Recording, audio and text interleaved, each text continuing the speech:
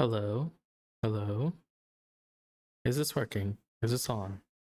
Are we rocking? Are we rolling? I believe we might be, but I will not be able to tell. Uh, let's see. Oh,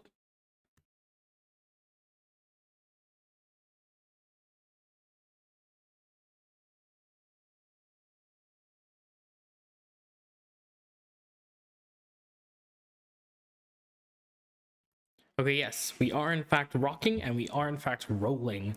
Hello everybody. Second stream of the year. It's been a minute. I mean, a week, but a minute at least. Just rearranging my limbs, so to say. Um, yeah. Last week, I live streamed about all the rest of the seasons of TV I watched in 2025. Um, but there was something else that I wanted to talk about. So, along with my experiment of one episode, 2 episodes of TV per day per week. I also did one movie per week. So on top of watching 14 episodes of TV, I also saw a movie every week. Now the thing is, I like movies, but my preferred medium is like TV shows. But I was like, you know what? There's a lot of shows there's a lot of films that I want to catch up on that I haven't done so yet. So I'm gonna just do it. And honestly, this is the first time that I really downloaded Letterboxd. Like it's so fun to just be on Letterboxd. I'm not trying to be like snooty or whatever, like all like the stereotypes of Letterboxd people are. But I just really enjoyed just keeping a tracker of it. It felt like a diary in a fun way. I think Serialized was kind of like that, but like with Letterbox, you can literally look at your list and be like, oh yeah, I did watch that.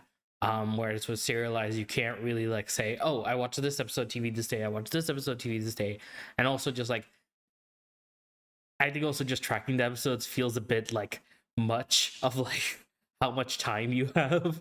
So I'm just like, you know what, forget it. We're just doing like movies. So I have a couple of films that I want to talk about. More specifically, I have a grand total of 57 films that I want to talk about. But I also want to caveat something. I counted TV specials or just specials as a film in this list because honestly, I didn't know where to put TV specials. I mean, like they seem to be like it seems like more appropriate to put in the TV area, but honestly, it's so like standalone and singularly focused that honestly, I thought that doing doing specials with films felt good enough. Um, so because it's standalone enough where like you're sitting down for a set period of time to engage with a piece of media that you're probably only going to see once. Um, so there are a couple of films that I am tickled by, and I'm going to go through all 57 of them.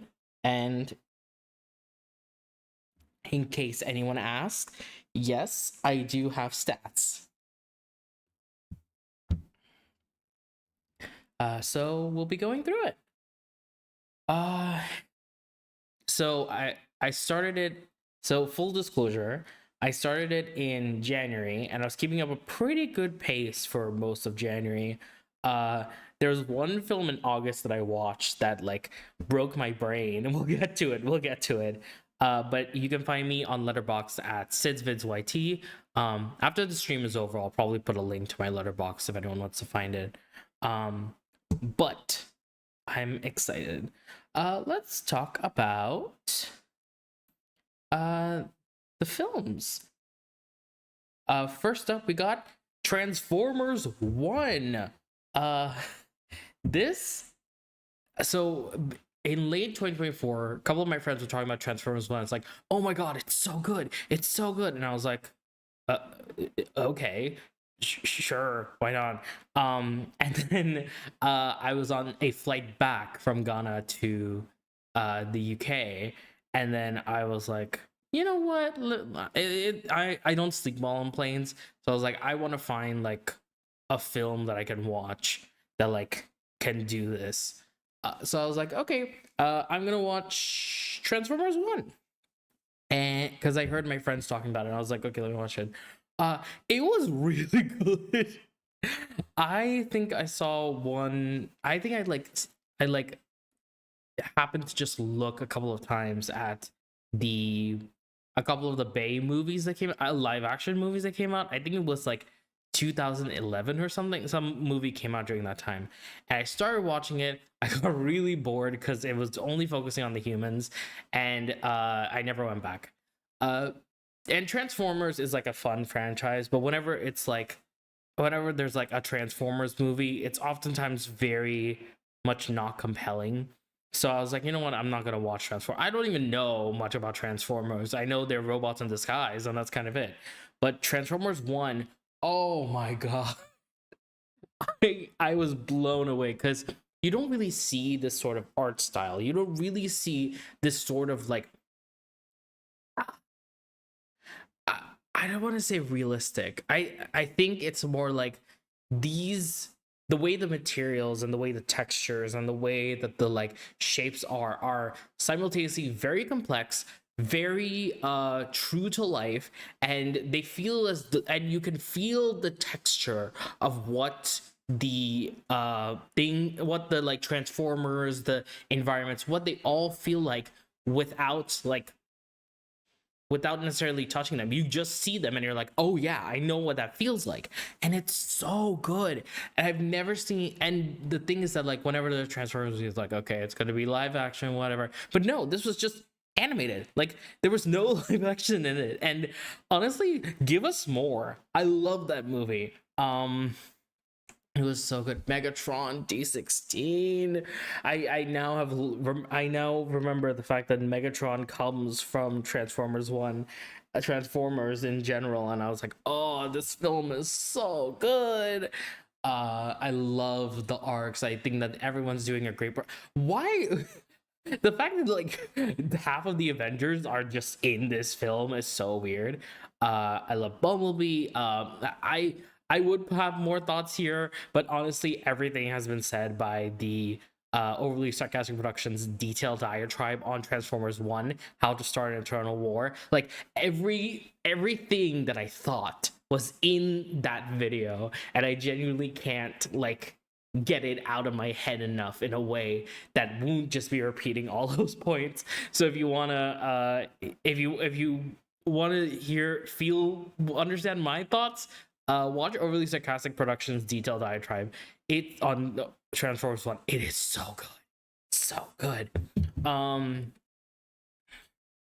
Yeah, that's really all I have to say. I think it's incredible. Give us more. Give us more. Wicked. Okay, so I wasn't planning on watching Wicked. I did have like a couple of conversations with some VFX people. I actually visited the studio that they recorded at, Sky Studios Elstree. They were done filming Wicked and Wicked Part 2 by the time I went there. But I wasn't actually planning on watching this. So when I did watch it, I felt that this film was too long. I haven't seen part 2 yet. We'll get to that maybe next time. But I don't think that this film needed to be in 2 parts. I think it could have just been a one very long film and saved us all the trouble.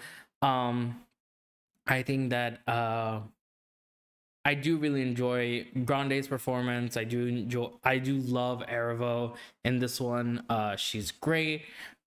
Madame Morrible and Flip It Around a Wicked Witch. That meme went a bit viral. I the funny thing is I watched this. The building that I was in was hosting movie nights, and everyone wanted to watch Wicked because it was coming on digital platforms. So So when it was on digital platforms, we all gathered together, and the only seat that that was available to me was right behind a pillar. So I had to like crane my neck a bit. I mean, I saw so many of these clips from TikTok, so it wasn't like a big deal. But yeah, I think I think that like dancing through life, so many sentimental man, like so many things are just like they're necessary only because they are necessary to a stage show, not necessary for the film. I think that they could have made this a 2-act film and it would have been perfect. But it kind of like Hunger Games again. The only film that could ever justify being in 2 parts is the Spider-Verse movies, because Across the Spider-Verse and Beyond the Spider-Verse, whatever. Yeah. But yeah, Wicked's fine. I didn't particularly love it, but I give 4 stars for some reason. I do think that the movie overall is pretty good. I just think that like it's not my all-time like favorite brain rot stuff. Yeah. Oh my god. I'm going into a very unfortunate one with Mufasa, the Lion King. Um so I did not intend to watch this. I was not planning on watching this. This is the sequel prequel film to The Lion King 2019, and it's not good. I'm very sorry. I think the songs in there have some good stuff, but the the these are just not good. Um the thing that I so there are a couple of things about Mufasa that it doesn't work. Number one, uh the film of the film of Mufasa is about Simba and Nala's child, who is she voiced by Blue Ivy? I do not recall this. But Simba and Nala's child is like getting a story from Rafiki, Timon, and Timon and Pumbaa happen to be there. And they talk about how the great how Mufasa became king and all his backstory and stuff. Um, so the thing about the film of Mufasa is that it is simultaneously a doomed hero story where you know how it's going to end, with Scar getting his scar, with Mufasa becoming king, with Scar being outlawed, and things like that. But the thing that bothered me so much was the fact that they use Timon and Pumbaa and this framing device of Rafiki telling the story in the most irritating way possible. The thing is that, like, I think Rafiki and the daughter of Simba and Nala, I don't remember her name, but the daughter, I think that is a compelling midpoint. But the issue that kept happening was that Timon and Pumbaa would pop out with some nonsense and just randomly sing Hakuna Matata, just randomly do like a fart joke. I think there was a fart joke in there. Oh my god, it irritated me so much, and it felt like I was taking a big hit to my intelligence. And I think that's why I thought so when I watched it, I thought that, oh my god, this like backstory is actually kind of compelling. And then I was like, no, it's not. It's just the fact that like Timon and Pumbaa irritate me so much, to the fact that like I am thinking that it makes me think that the base story of the lore is actually good. Yeah, I'm not a fan. I do think that they're not going for ultra realism, because that sucked in the first movie in 2019. But when I God, but I think that they try to do like some fun stuff, even if I very much disagree with it. Like they try to make sure they don't try to make sure that it's like ultra realistic. They're trying to make sure that it's like a comment. It's trying to make sure that it's using this sort of like hyper realism CGI art, VFX art style to also find a balance between actual animation and compelling story. And I think that it's better than 2019, but that's a low bar to clear. I think that the movie is doing good stuff. These two films did well to create technology to create realistic animals in a way that allows for performance. There's a lot of things I could go into, but there's just very little performance that is shown through these films, just based on the animals alone. Because in animation, you can show smiles, you can show, but the way that like a lion's facial structure is, you cannot show emotion. They cannot like use physical acting to express it without taking some creative liberties. And that's why the medium of animation is better than the medium of CGI realistic lions. But it made $1 billion, so whatever. Yeah, makes me upset. Ostinato. This was my first short film that I actually saw. It's available on Netflix. Ostinato is about a composer who is trying to like figure out their next thing, but there's this melody in their head that's like very discordic and just keeps hurting them, and they're trying to just kind of progress forward, but this melody just won't leave them. It's the like a fight between the artist and the art in a way. And once she learns to accept it and like learns to incorporate it into her current music, that's when like it kind of goes away. I think that it does a really great job of like incorporating music notes onto like different surfaces, not surfaces, but like the surfaces of the character. So like there's one right at the beginning, there's like musical notes on her window. She's tied up in like musical notes and staffs, I think that's what they're called, the 5 lines, the EGBDF, or whatever. But I thought that the colors were great. I thought that the base story was fine. I did love the fact that there's very little, like there's no dialogue in the film, and that is something tune in later this year for something like that on that. But I really like the fact that there was no dialogue in it. It just made it so much more compelling. Yeah, no, Ostinato was pretty good. Back in action. I did not watch this willingly. My cousin and I were just putting on a dumb movie, and we saw this, and they are American parents who are actually spies that are presumed to be dead, and then have their spy job compromised. So they're like, oh, let's just live a normal life. They have kids, and then the spy place finds them, and they're like, ha ha, ha, and everything like that. They go to London, which is the only thing notable thing I have to say, because they can like it's very much like an American perspective on London, and it's so funny how like uninteresting this is. It's just like a basic it's a basic sort of action movie with kids and stuff. I think ultimately it's okay. It's okay at best and meh at worst. It's exactly what you think it is. And there wasn't really anything else that I felt compelled to talk about. But sure, whatever. Next.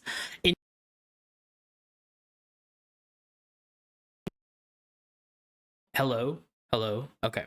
Invincible presenting Adam Eve. Oh, this special was so good. Oh, so if you saw my last couple of streams, I talked about Invincible season 2 and 3. I saw Invincible season 1 when it came out in 2021, but when But then when the Invincible presenting Adam Eve special came out in 2022, I knew it came out, but I didn't want to watch it because I was still traumatized from the season 1 finale. But I was like, you know what? I'm planning on catching up with Invincible. Both seasons are out. Let me watch the Adam Eve special. And honestly, I'm glad I did because it's not it's not necessary to watch the anime special because like they don't really go deep into it, but there is a lot of stuff in season 3 and onwards that are really good. That are really good, but they also get a bit more into like Eve's backstory. I'm not gonna spoil seasons 2 and 3 of Invincible. They hint at it and they use it as like characterization for Eve, and that's kind of it. But the thing that I kind of took away from this was like, I think I like this better than the actual show of Invincible itself. I think that season 1 was really good. Season 2 was okay. Season 3 is almost season 1 level. But I think that above all three of them, the Adam Eve special is the best one. And that's because they have a very tight core story. They have a very like specific, there's not a lot of gore, there's not a lot of blood, there's some gore, but that's kind of expected with who it was. But the gore isn't the same level of intensity, and honestly Eve is so much more compelling of a character than Mark is. I think Mark is fine. I love the backstory. I love explaining who she is, how she got there. I think that there's a lot of interesting stuff that they've done with Adam Eve, and I can't wait for more Invincible. I never thought I'd say that at the start of last year, but oh my god, it was so good. The special was so good.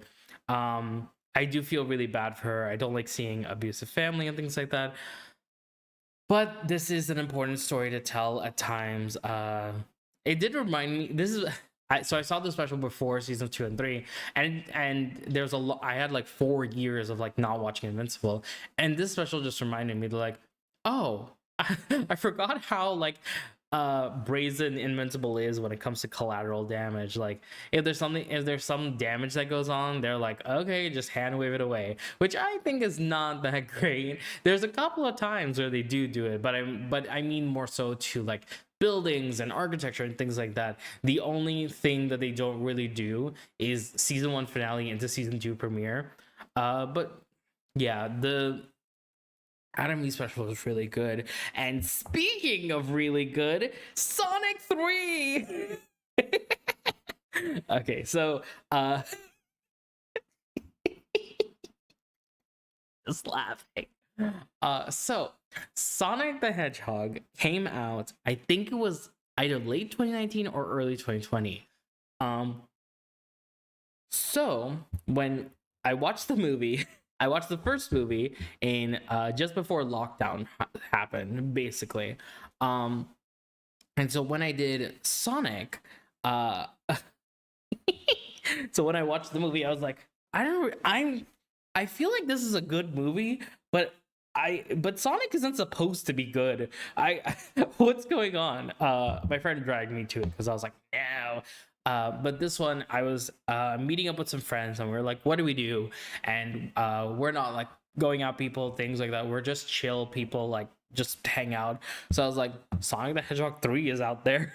And we have so many people who are like, I've only seen Sonic 1. I've seen Sonic 1 and 2. I haven't seen any Sonic at all. And for me, I had only seen Sonic 1. So I was like, let me see because I heard about the cringy bit at the wedding in Sonic 2, and I was like, oh no. So when I so we were like, okay, let's watch Sonic 3. Let's see Sonic 3. It's gonna be fun. The only things I really remember about the first movie is that Dr. Robotnik's dance. What else? Dr. Robotnik's dance. He's really gay for his assistant or whoever, Dr. Stone, I think his name was. And the live action characters are actually compelling, which is like the biggest deal for anything that could happen. So I am like Really happy with how that turned out. Um, I don't really like Robotnik and I don't really like Robotnik's like dance thing, especially with it's like I am you from the future or I'm your grandfather. Like that was not my favorite thing. I think that it's nothing on the performance of the actors. I found Sonic and Shadow to be the most compelling of them all. They do so much good stuff with Shadow and Sonic, and it's so fun and compelling and interesting. And I want, uh, don't let Sonic be, don't let Shadow be dead. That's all I ask for. Like, and the teaser is like Amy for the next movie. It's like, okay, sure, we'll do that. Um, can't wait to go to Olive Garden in the next movie. um, but I thought that the like ties and parallels between the two characters were like so good, like dark reflection of one another of like what would happen if I lost the person I love. It's so good. I think I missed the gem stuff from the second movie, so I was like, what is this gem thing? But my favorite part of the movie actually was Dr. Robotnik and Dr. Spetstone. Um I think I think they were in London or something. I think Stone was in London. Uh and and then I was talking to one of my friends who had never seen a single like actual film of the Sonic franchise, like of of the three live action movies. And then when Stone popped up at the on the motorbike and he revealed himself, I'm like, oh, that's the villain's assistant. And then he ended up being so gay that my friend was like, I think that they wanted to make this a joke in like the first movie, but they just decided to go ham. And every time that Stone appeared on screen, I uh I made a little grinder ding noise and we wouldn't stop laughing. But it was so good. It was such a good movie. Um Yeah, no. I don't think that Sonic is like, I think it's really good, but I don't like the Robotnik like weird dance sequence musical numbers. That's not my favorite thing. That continues to not be my favorite thing. But it's just like whatever, whatever. Uh, Big City Greens, Spacecation. So I had caught up. I think I'd caught up with season 3 at this point, and then the movie came out, and then I didn't have time, and then I watched, and then season 4 was like midway through coming out, so I was like, okay, let me catch up with the movie because I'm catching up with with season 4, so I want to make sure that like because the movie came in between the seasons, so I was like, you know what, I'll do this. So this was actually really fun. If anyone remembers Miraculous Ladybug season 2, episode 20, Reverser, there's a portion of that where they just throw trash into space with space dumpsters. And they use space dumpsters at the beginning of the Big City Greens movie. She literally cannoned like trash into space. It was hilarious. I just really wanted more. But I think that they do a really good job of like, I love the intro section where they're introducing all the greens to a new viewer. And the song that goes behind that, that's actually been a song that I've been listening to, like the instrumentational version of the orchestra. I don't know if it's orchestration. I think it's the orchestra version of like the theme song.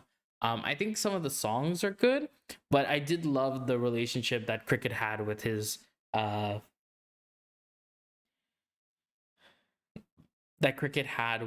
dad. I think that was the biggest thing where it's like, can't you trust me? And he's like, no. And like, this is just, it's honestly just like repeated territory, their kind of experience. This is especially something that happens in the season 4 finale.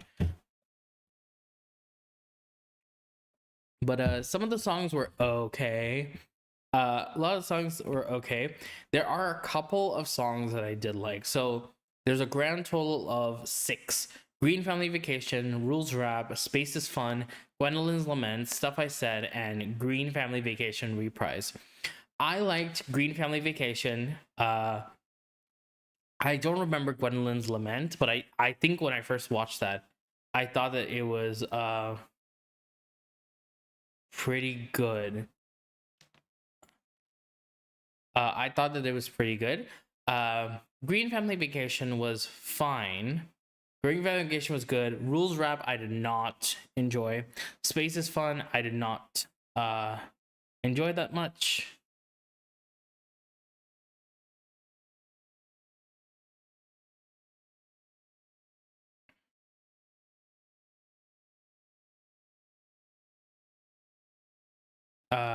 Space is Fun, Gwendolyn's Lament.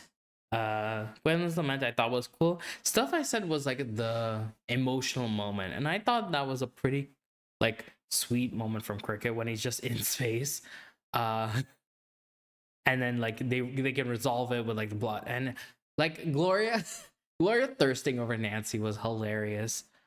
Sorry, I got a call, so it feels like I got a call that like, oh my, talk to me now. And it's like, oh, okay. So I'm kind of thrown off a little bit, but honestly, yeah, the movie was fun. It was fine. I think Grandma Alice was one of my favorites, and Alice is just like one of my favorites overall in the entire show.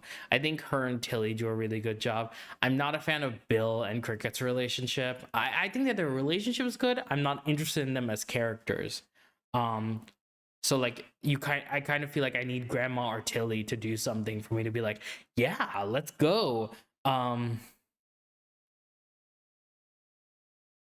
yeah, let me just see if I have any other thoughts.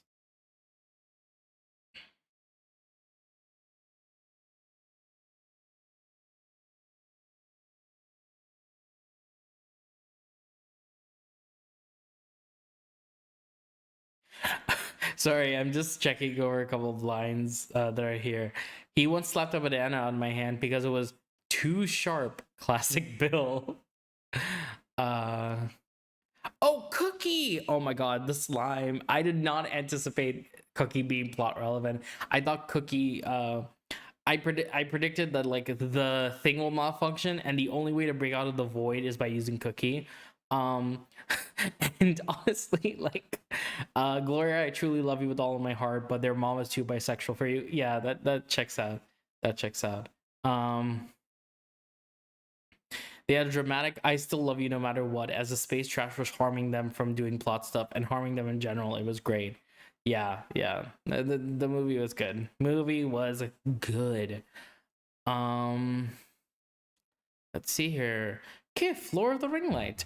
I liked Lord of the Ring Light. No, I'm not. No, that's not true. I thought Lord of the Ring Light was meh. Uh, I think that there were a couple of jokes that were fine, but otherwise, I did not enjoy this. I have not seen Lord of the Rings, so honestly, this felt just like a couple of nerds, like it with one specific interest in the corner, being like, and just really enjoying Lord of the Rings.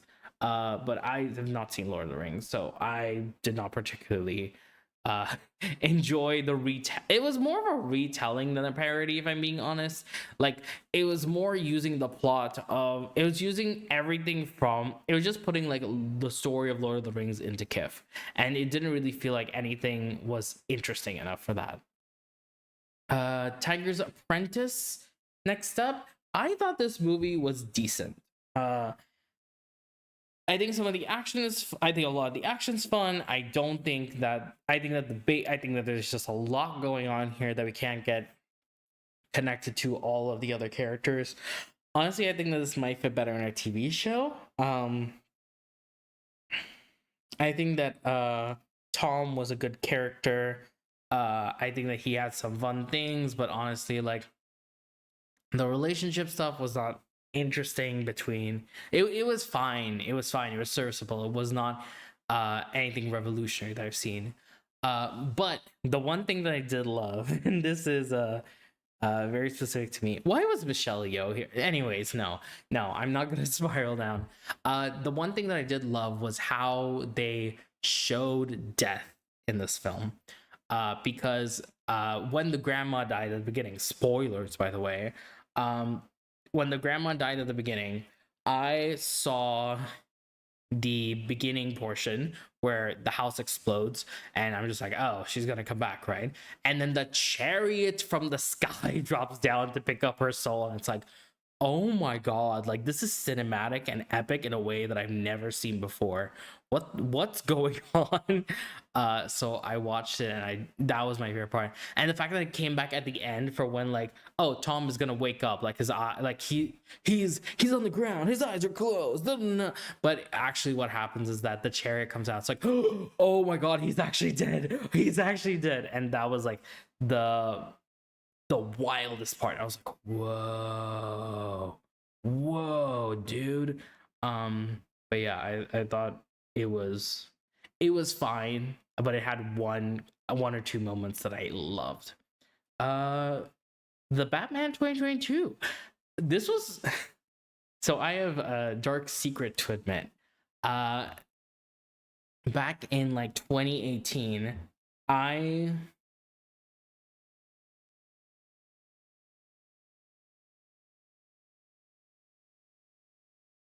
hold on.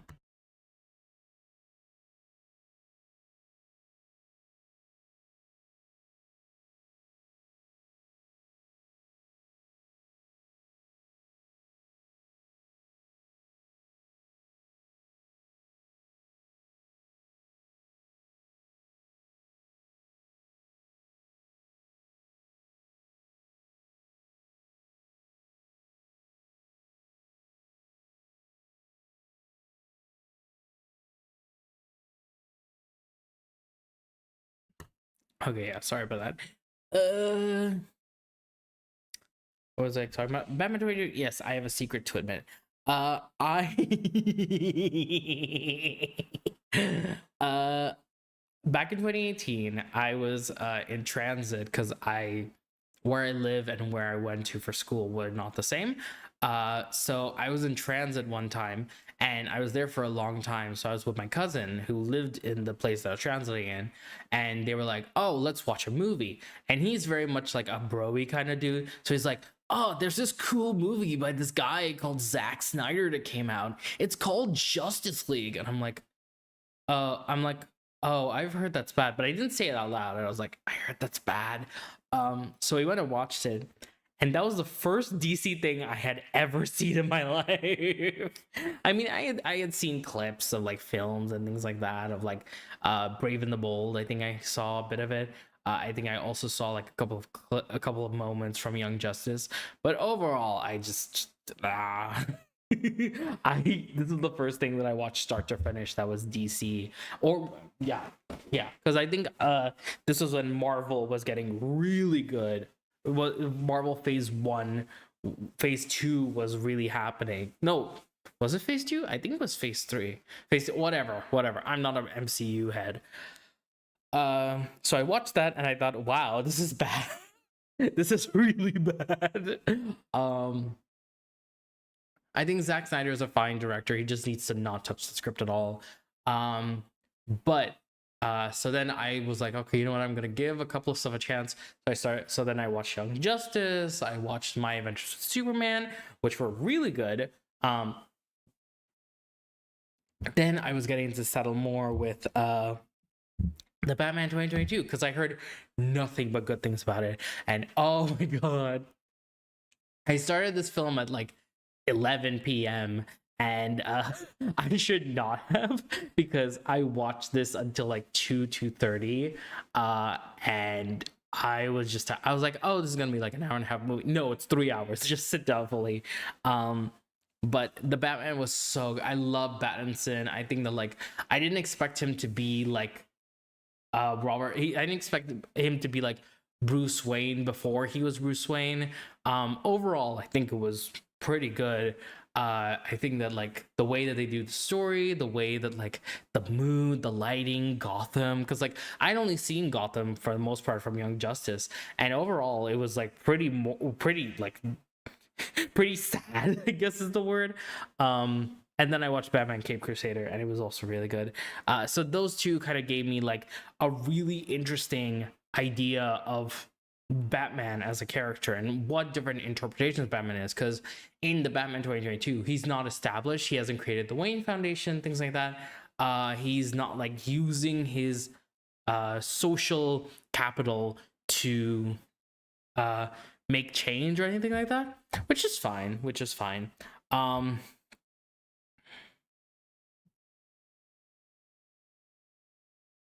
But yeah, but in Cape Crusader, he's like well established, things like that. It's still very clearly early Batman, but it's like post early Batman, where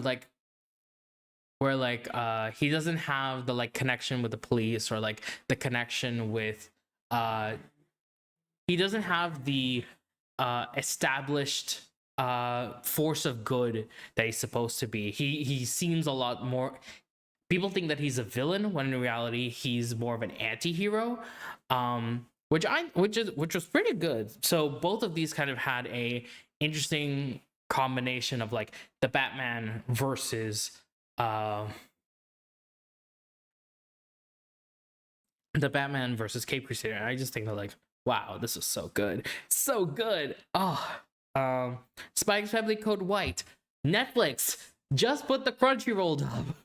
Please. I don't like this. I was watching all of Spy Family, and then all of a sudden I hear completely different dub actors. No, just no. Overall, this was a fine movie. The action sequence at the end with Yor and the lipstick is my favorite part. Why was the poop dream sequence so well animated? That was weird.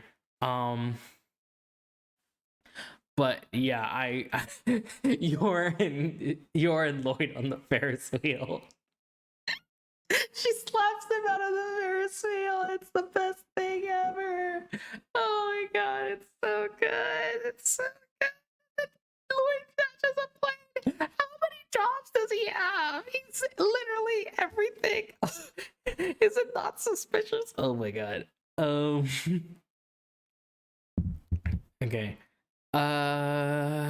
What else from Spike's Family Code White? I don't remember. Let me check. I need to check what my review for it was. Honestly, if Lloyd looked at me like that with full sincerity saying that nonsense, I have no clue what I would have done either. The best possible poop joke ever done, and it needs to be studied by historians. Really cool. Yeah, the lipstick on the other hand is really cool. Flow. Okay, so I was like, you know what?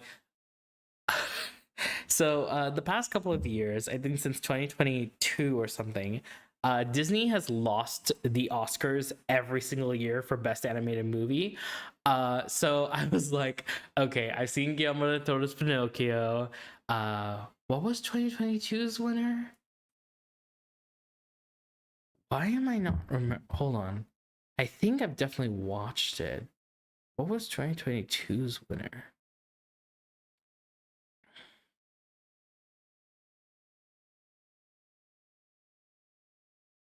Oh no, 2023. Oh, 2023 was Guillermo del Toro's Pinocchio.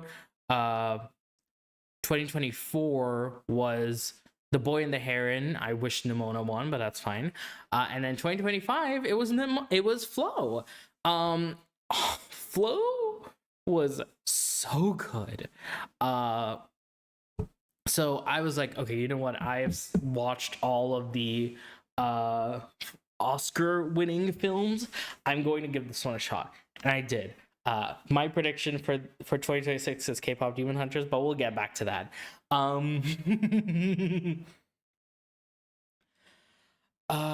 Yeah, I really liked Flow. I love films with no dialogue. I think that dialogue is like not necessarily a limitation, but dialogue is something that like we can use to direct us rather than like ground us. A lot of discussions, a lot of fun stuff. I love the water. The fact that this is all done in Blender was wild. No humans, just animals.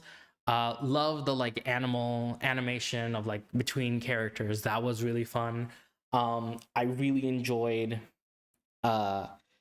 the cat. I love a cat. Cat, kitty.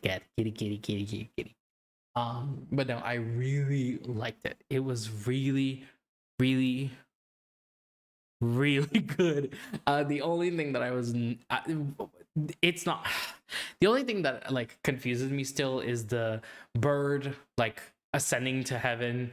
One of my friends said, "I can't believe they got abducted by aliens." And it's like, okay, I can't lie.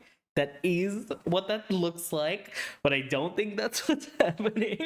My personal interpretation is that the I go with the fact that like I forgot what the animal's called. Is it a stork or a crane? I think it's a crane.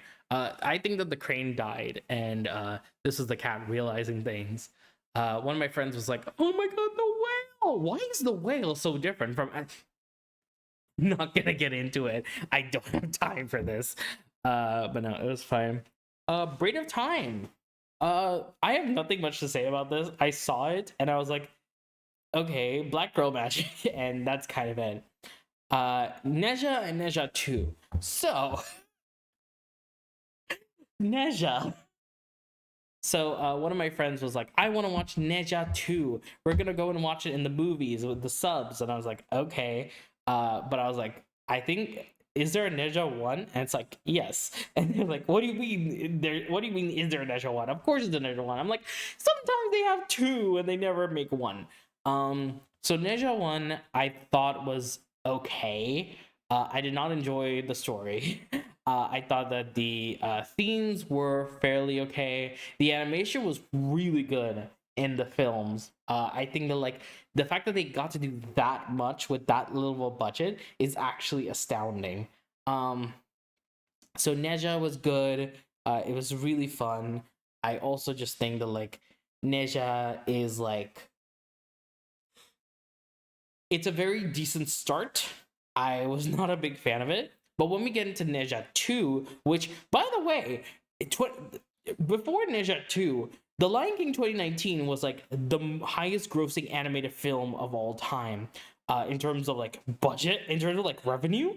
Neja 2 beat that. They got to like $2 billion, which is nuts.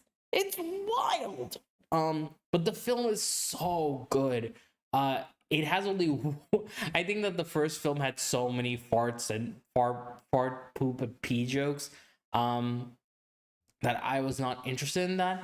But by by Neja 2, they only have one pee joke and one vomit joke, and I was like, oh no, I hate this.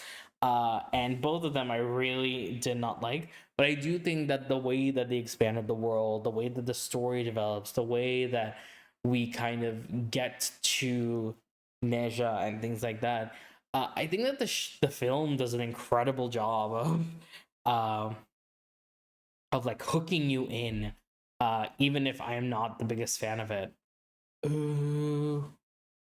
What else? Yeah, I think that I am also not the biggest fan of how they're like, about how it's like pretty Chinese boys. I don't know how else to say this, but it's like one of the like one of those like donghua like Chinese boys, and it's just like, this is very much built with a specific type in mind, and it's like, these are children, dude. Like, that's just 3 years old.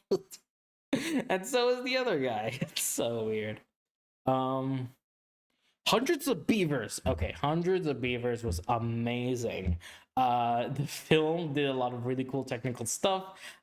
It was a silent film except for 2 moments. I have a video coming up on a lot of silent film. I have just like a video coming up on. Don't worry about that. But I think that it's like live action Looney Tunes. It's like really wacky, really silly, and so much fun. I think that like a lot of the choices that are here are really good. The slow building scale of what our main character is doing was really great, and I really enjoyed it. Inside Out 2, I did not like this as much as Inside Out 1. I think that the emotion part is compelling, But like the shenanigans are not something that I really wanted. I think that the ending was fairly effective. I think that the beginning was fairly effective. There's a huge chunk in the middle where they just try to recreate the entirety of Inside Out 1, that doesn't have that same sort of emotional core. I do like Anxiety a lot in terms of like her relevance to the story. I do like what's her name? Envy. Yeah, that was great. I think it was fine. I thought it was fine. I watched. I thought it was fine. I thought it was like a decent sequel. It was not the best. It was not the worst. I also just think that like the ending of Inside Out 2 is pretty great in terms of the resolution. I think that the start and end of and resolution of Inside Out 2 are the best parts. Everything else is kind of blah. Um Interview with the Vampire. So so Inside Out 2, this movie, and the next one I'm going to talk about, Moana 2, I all watched on a plane at once. And I was like, okay, let me watch these. Let me see what I'm doing here. Let's check this out. So I watched the movie. And I thought it was the show initially, the AMC Plus show, and I was like, "Oh, Interview with the Vampire! I've heard so many good queer things about this. Let me see what it is." And I pressed play, and it only took me halfway through the movie to realize that this was actually a TV show. um, I really enjoyed it. I saw a lot of people saying that like, "What do you mean that this is like subtler than the books? How gay are the books if the film is like this?" Uh Tom Hanks and Brad Pitt, like Tom Cruise and Brad Pitt being like eternal vampire lovers together in this weird homoerotic way was so good. It was amazing. I just God, I think that there are some issues with this film for sure, but it was so engaging that I just cannot.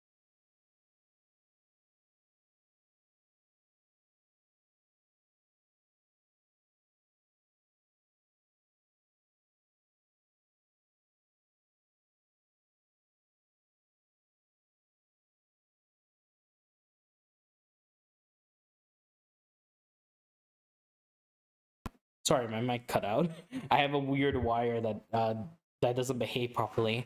But there's this part at the end where like the daughter of this girl that they turn into a vampire.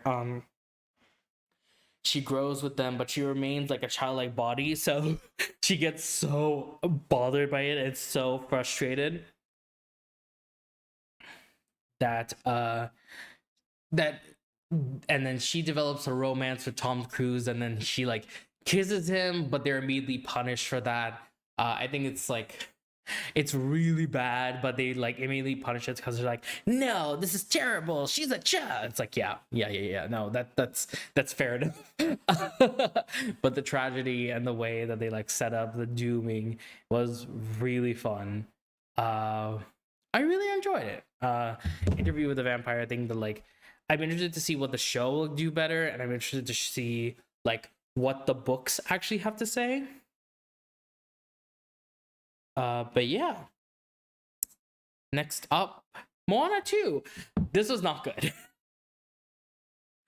So, for anyone that doesn't know the lore of Moana 2, the thing is that Moana 2 was actually supposed to be a TV series. Like a mini TV series, a mini series of for Disney Plus. But at the last minute, they changed it to a movie, a 100-minute movie. And you can very clearly see where the film is like supposed to start and end its episodes. I thought that this was not a good movie. You could feel that it's like a TV series. It's supposed to be like a short mini series. But no, it's a film, and they changed it to a film at the last minute. Uh And like the way that they do shenanigans, it's like a Pixar kind of adventure, a Disney kind of adventure, which I can't like fault them for. But honestly, like it doesn't feel like Moana. It feels like it should be a mini series. Like this is what Moana 2 has, and it doesn't feel like an actual competent sequel. And I feel really bad saying that because I know that there are quite a few artists that worked on this. But oh my god, this was not. You could tell this was not intended to be a sequel. This was intended to be a like character, a mini series. And you could really like, I could literally be like, okay, yeah, I see where this is supposed to begin, I see where it's supposed to end. Like after Moana's first song, that is where like the thing ends. That's where the episode should end, and then the next one begins. And then Maui's like, where's Moana? And that's a split between 2 and 3. And then 3 and 4 should also have a split right before the final confrontation. And then you have your 4, you could see where the 4 episodes are. And that bothers me so much. Like, you should not see this in terms of a film. This should be a TV show. Like, call it something else. It's not Moana 2. Oh, yeah, and it just adds so many lore questions that I have so many confusing feelings about. Um, Especially because like Maui is just like, that was a butt dial. You're not gonna understand it in a couple thousand years. And it's like, wait, what do you mean? Do you have like are you omniscient? Like, can you tell the future? There's so many weird lore stuff, and that's a fine joke for a TV show. That's not a fine joke for a film. Because like the initial medium that the story is presented in is considered to be the canon of it all. So like if a story starts out of a TV show and ends up having a movie, the movie does not feel canon to the main story. But but if it starts off as film like K-pop Demon Hunters and ends up having like a spin-off show, then that's still not canon, you know? Yeah. Knives Out. Okay, so I watched Glass Onion a couple of. Wait, no, hold on. So that's 1, 2. Now we're going into Knives Out 2019. I need to transition these properly. Knives Out 2019 was really fun.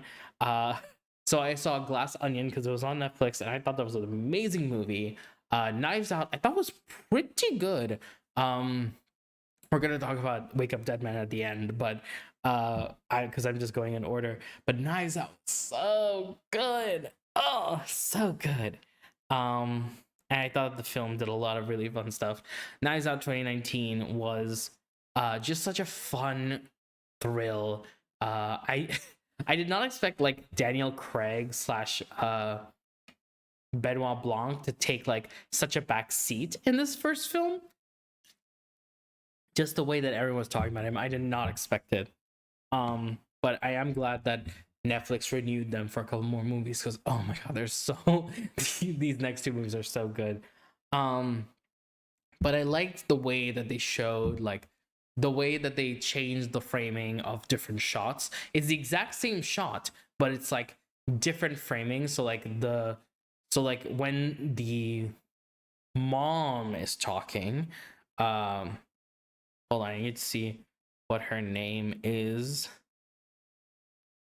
When Jamie Lee Curtis, Linda is talking, she and her husband are next to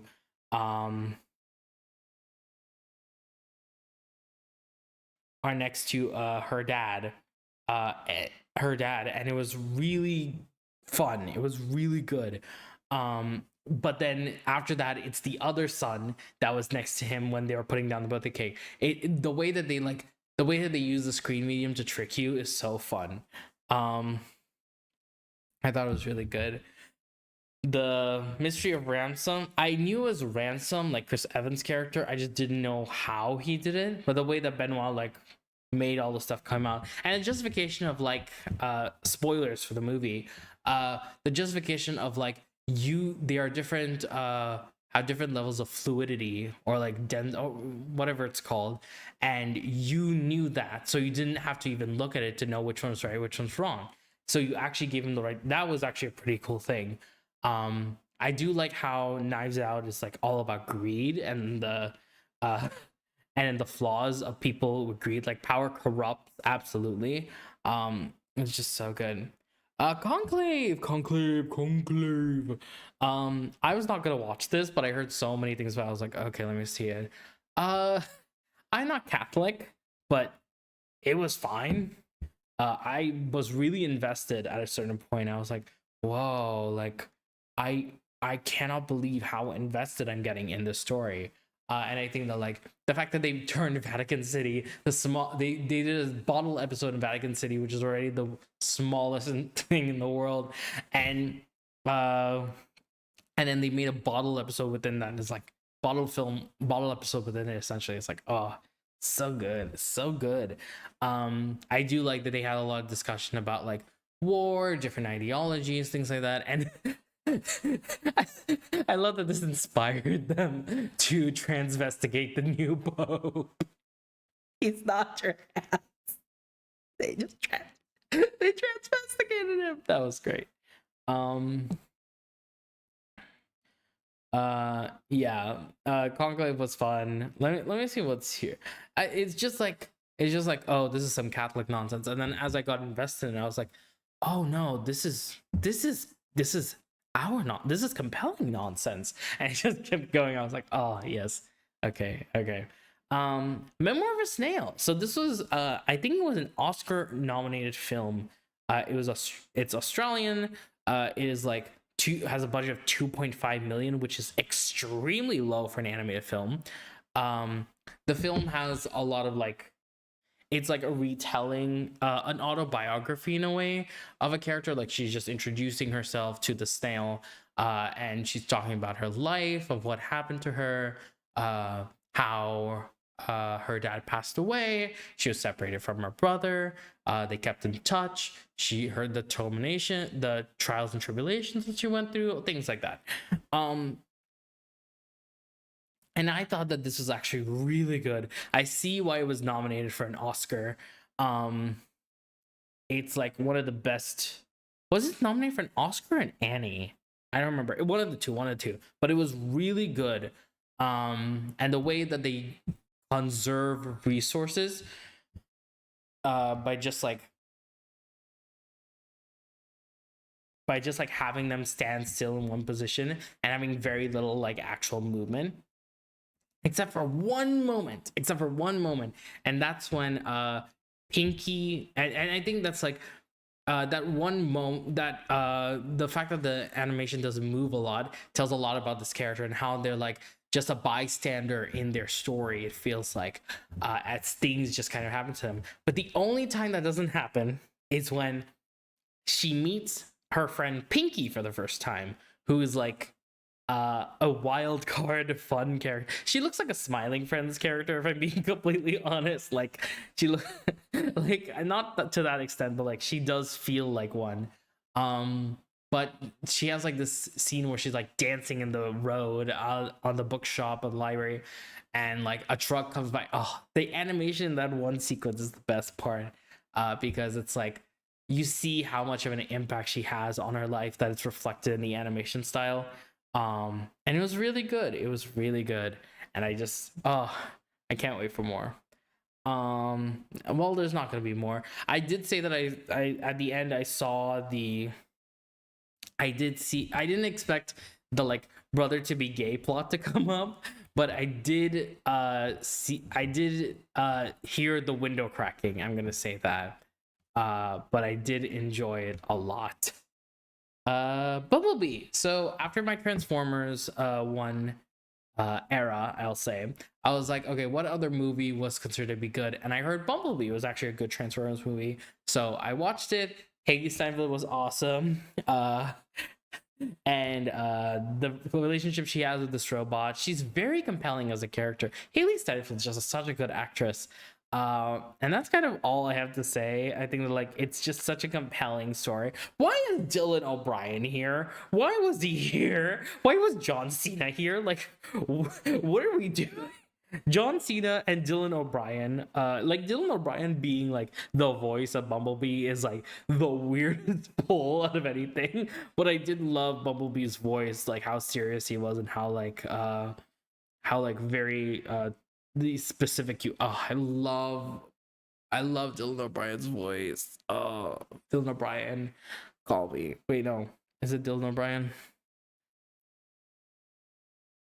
Yes, Dylan O'Brien. I get him and Logan Lerman very confused at times. So I was like, wait a minute, did I accidentally say the Dylan O'Brien when it's actually Logan Lerman? No, it's actually Logan Lerman. No, it's actually Dylan O'Brien. It's Dylan O'Brien, I promise you.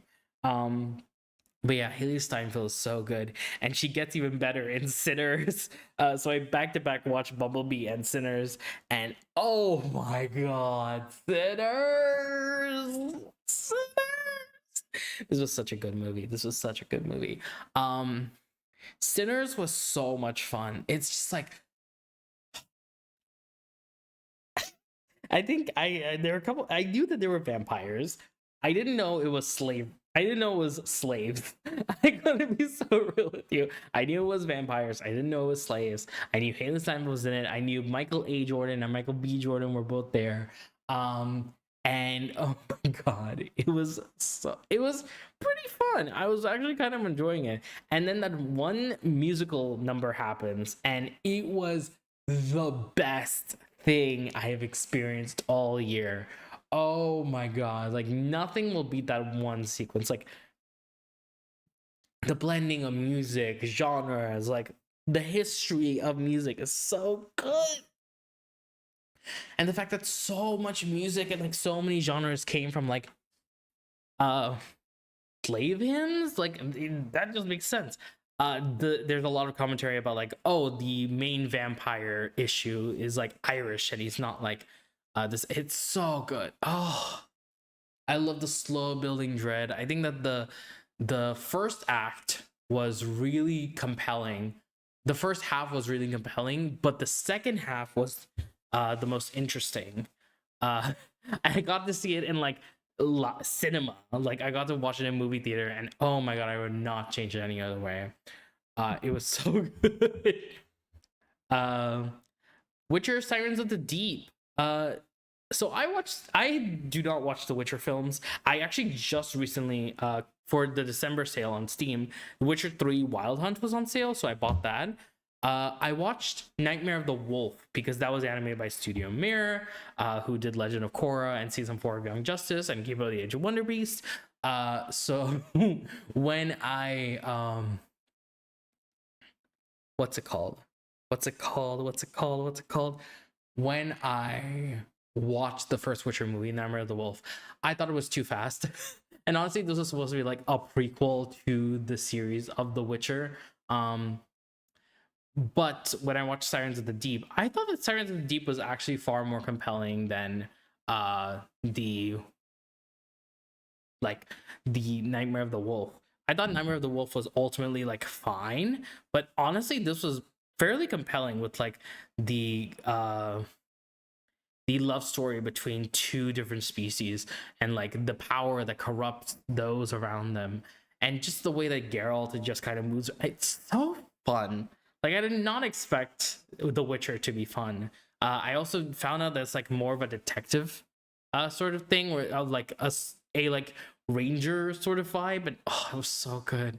Yeah, I liked Silence of the Deep. I don't think it's the like a perfect movie, but I do think it's a pretty up installment of Witcher animated media.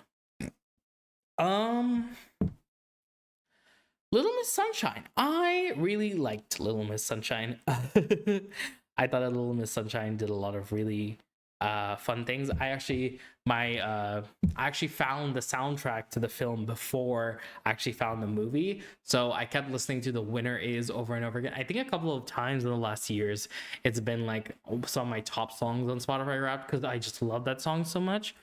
So my tutor saw me listening to it one day. I was like, that's a great movie. I'm like, okay, what movie? And they're like, Little Miss Sunshine. Have you not seen it? I'm like, no. And they're like, watch it. And I graduated last year. I still hadn't watched it. So I finally watched it in like May or something. And it was really good. I do need to stop getting scared by Paul Dano. So for anyone who doesn't know, Paul Dano plays Caspian in Pantheon, which you'll see something about that soon. But Pantheon, when I watched it, I didn't know who voiced Caspian, and he has like this very soft voice. Who we are trying to find the UI god, and he has this very like soft, like I don't want to say robotic, but like it's very like one toned, and I think that fits this character. Um, but when Little Miss Sunshine happened, Paul Dano played a mute child for most of the movie. The child isn't mute, but like the character chose to take a vow of silence, and only write on a notepad. And so and so when it got to the third act where he's like yelling and screaming, I was like, oh, dude, this sucks. And then he starts talking normally later on. And I was like, that's Paul Dano. Holy shit. And I had this same thing happen to me with Paul Dano in the Batman 2022, because he plays the Riddler and he has a voice modulator for most of the movie up until like the last the last 30 to 40 minutes where he actually like reveals stuff and he actually starts talking normally. I'm like, and he has his metallic filter. I'm like, that's Caspian. It was so good. I do think that the mom was really good. There's a couple of things with the men in this one that are far more developed than the women. And I think that's just a flaw of the writing. But for the most part, I thought this was pretty good. They have a really good they have a really good breakfast sequence. The way that the car moves around, the grandpa passing away, that was really sad. What else was there? Oh, there's this sequence where they're driving to California, I think it is, and the main character Olive has her headphones on, and the grandpa's telling Dwayne that you gotta fuck a lot of women, kid. And it's like, oh my god, grandpa, please stop. I was saying that, like, dude, please stop. And then he keeps going and going and going, and then finally Olive removes her headphones, just like, what are you guys talking about? And he just looks very shy and bashful. He's like, politics. He's not looking at Olive at all. And then she's like, huh, okay. And it puts back her, and he goes back and saying, you gotta F a lot of women, kid. It's like, oh my god, dude, stop. But I like that film. Lost in Starlight. This is the Netflix Korean animated film. I thought that the romance was really compelling. It's kind of futuristic, kind of sci-fi. They have a lot of montages because it's very clear that they want to get like the meat of it out there, but they don't want to use a lot of the time to like fall in love and things like that. The romance isn't the interesting part. The like drama that stems from it as a baseline is. So they have a lot of montages, a lot of fun stuff. I do think that their relationship is quite compelling, and I do really like it.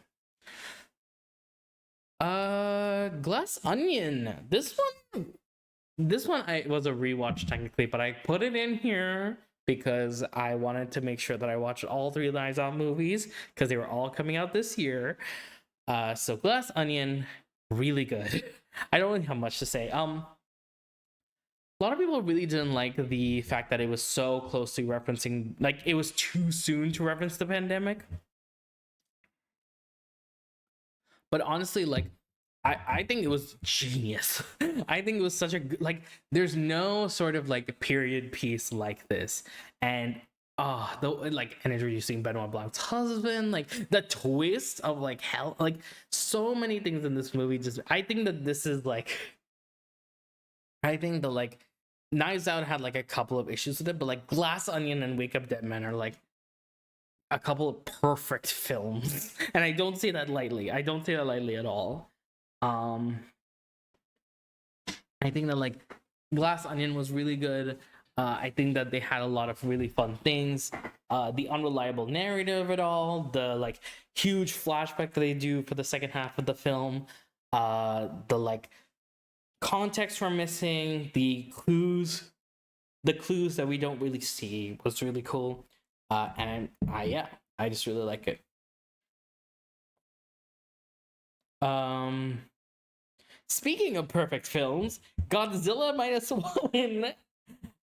So I am neutral towards Godzilla. I don't particularly care or particularly like Godzilla.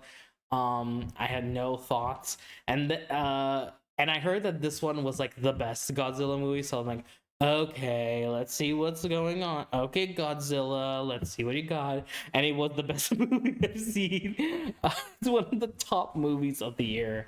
Um, so Godzilla minus one is, I think, at the end of World War II and the kamikaze pilots, them rebuilding their lives, Godzilla coming in, just things like, oh, the way that I don't want to say I got Grave of the Fireflies vibes because I don't think that's correct. I think that the exploration of the boots on the ground perspective of the working lower class as we are seeing the repercussions of the war that is currently that was currently going on or had just been resolved. I think that was some of the best parts of, that's the kind of vibe that I got, because it's very similar, like, point in time to Grave of the Fireflies. I think that like Grave of the Fireflies should have, I think that like by the time Grave of the Fireflies ended, by the time you reach the end of Grave of the Fireflies, Godzilla minus one is just about to start if the timeline matches up. They're not supposed to, but like just based on where like a moment of time is, because Godzilla minus one starts off like towards the end of the war. I do think that the romance was very compelling. I did like the VFX; that was really good. I do like that Godzilla isn't like pacifiable, or we have an emotional connection to him. There are a couple of things that are good, a couple of things that are odd, but like the way that it's just like, this is a monster, this is a danger, and it goes back to kind of like the roots of the kaiju and Godzilla. It was really good. I really enjoyed it. I think this is one of the few 5-star movies that I gave this year. Red,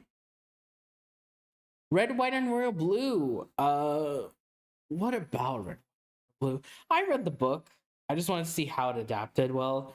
I was in the UK at the time, and Ghana doesn't have Red, White, and Royal Blue on Amazon Prime. So I was like, you know what? I might as well just watch it. So I did, and I enjoyed it a lot. I don't think it's like a great film. I think that the book does it better.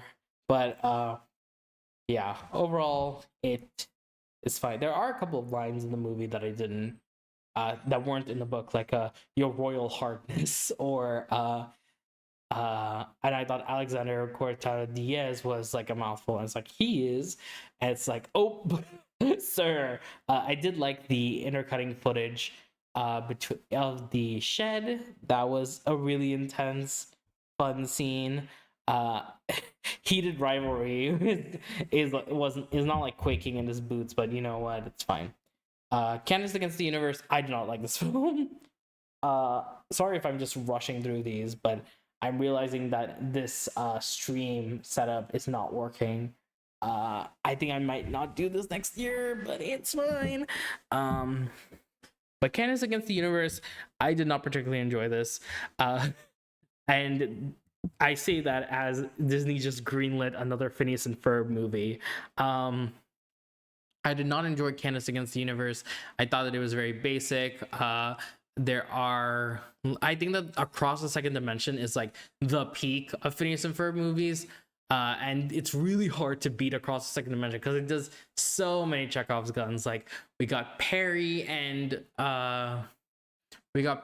being revealed. We got all their inventions coming back, like the battle for Earth, like things like that. Like, such a good movie. Such a good movie. Is that Ali Wong was fine. I did not particularly enjoy this. I think that the like Phineas and Ferb being like, "We love you, Candace," was a decent like thing. The best part of the movie was Jeremy being a nerd. And because like we see the whole show that like Jeremy's this cool guy that that like Candace can't live up to, and Candace is a weirdo. But in the movie, we get an objective look at Jeremy where he's just like, oh good, you're already polishing weapons for the invasion. And he's like, what invasion? And it's just like, oh my god, he larps. He larps. And he's like, please don't tell Candace. Girl. Girl, she's gonna be so into it when she finds out, please. And I think that's my favorite part, because like we get so much of Candace's perspective of Jeremy, where like Jeremy is just chill and fun and cool, and then he's actually just the biggest nerd. Oh, it's great. Okay, we gotta lock in for this one. I need to but overall it was I did not like it. K-pop Demon Hunters. Okay, K-pop Demon Hunters was when I first watched it, I thought, oh, this is ultimately pretty good. It's like decently good in the way of like the songs were amazing, the way it was capturing K-pop. Like I think that the base story was fairly generic, like, oh no, I need to hide the secret, and I don't think there was anything sort of new. I think that the K-pop angle was definitely like the most interesting part of like this sort of like story of demons and hiding away your secret. That's fine, but ultimately I thought that like the way that the animation, like the genre of K-pop itself was so much more interesting of an exploration than the story of K-pop Demon Hunters itself. I am very glad that it got popular, but oh my god, like the fact that it's the #1 thing watched on Netflix is insane. Oh, I really loved it. The fact that they've greenlit a second movie so far. I don't know, they said they were planning on greenlighting 2 sequels, but so far they've only greenlit K-pop Demon Hunters 2 and not K-pop Demon Hunters 3. But yeah, this movie was fine. It was good. I have a lot of thoughts coming on later this year, so watch out for that. Satari is the mean part. This was all right.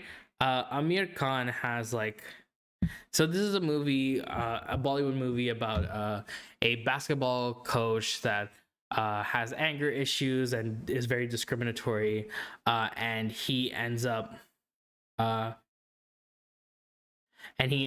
like he ends up helping disabled students like learn basketball. Overall, this movie was good. I think that it does hit on a very nice point of like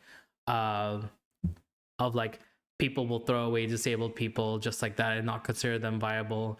I do like that they used actually disabled actors for a lot of them. I think that's a very good thing. The fact that they were also visually like, the fact that they were also like visually disabled, physically disabled, I will say, was also very good, because they don't have like the pretty aestheticness of actors that just so happen to be like, oh my god, I'm disabled. But I think that like the fact that you actually show physically disabled characters is a really good step. Overall, I thought the movie was a bit too long. I think Amir Khan is a good actor. He's honestly one of my favorite Bollywood actors, but I say that but that's a very low bar to clear, if I'm being honest.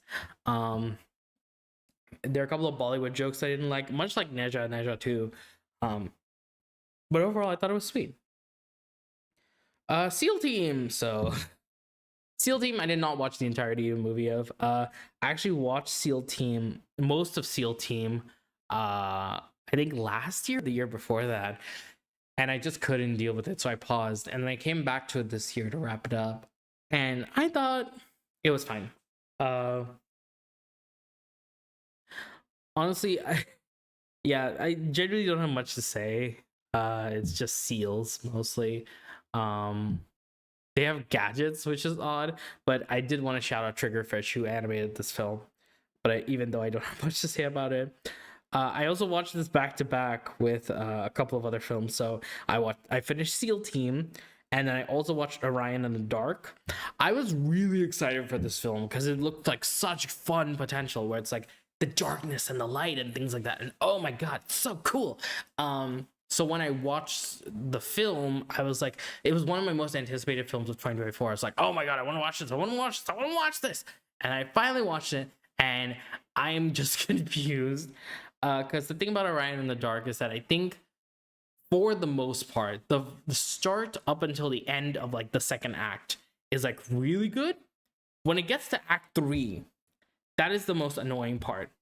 The end of Act 3 in its entirety turns this from a genuine, interesting exploration to a children's bedtime story, which ultimately I think it was trying to do, but the fact that it's like adding on to it again and again and again kept bothering me, because it's like there feels like an interesting exploration here of like the darkness and the light, but it's trying to use children's imagination to engage with it instead.